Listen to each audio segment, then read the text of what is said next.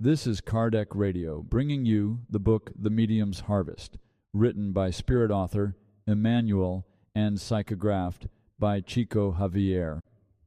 This partial audio recording will cover Chapter 21, titled Small but Useful in Joy. Chapter 21, Small but Useful. March 14, 1960. Question number 227. Educate yourself, and you will assimilate the influence of spiritual forces that illuminate.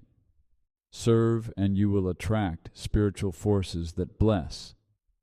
Before the grandeur of the universe and in the face of mistakes from a guilty past, we are all small, but we can still be useful.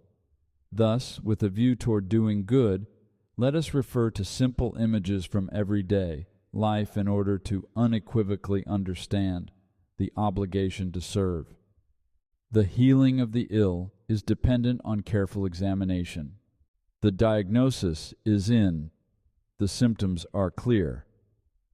Nonetheless, it is necessary that this or that analytical tool, often apparently unimportant, establish the conclusive proof needed to provide appropriate assistance.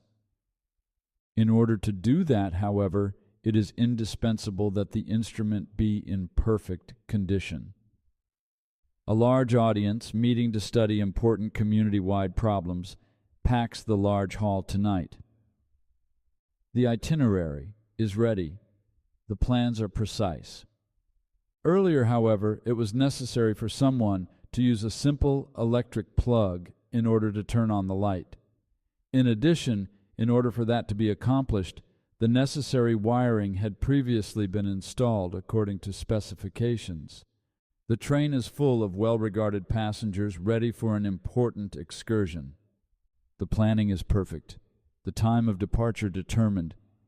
Nonetheless, it is still necessary for that small lever that turns on the engine be pulled in order for the locomotive to start moving.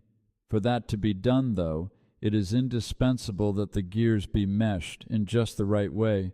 No one will waste time asking if the test tube in a laboratory once belonged to some evil doer, if the electrical wires ever inadvertently passed through a sewage pipe, or if the steel in a machine was ever used for spilling blood in heated battle.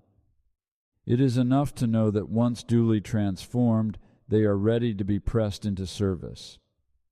In this way, knowing we are all instruments called into service for the best, and aware that mediumship in this or that degree belongs to us all, let us cooperate in the work of Christ, our divine Lord and Master.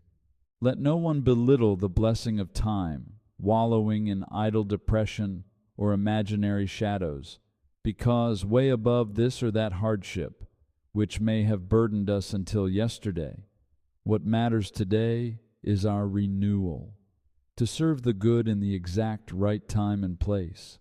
For only in the act of serving the welfare of others are we guaranteed life and the continuity of our own well-being.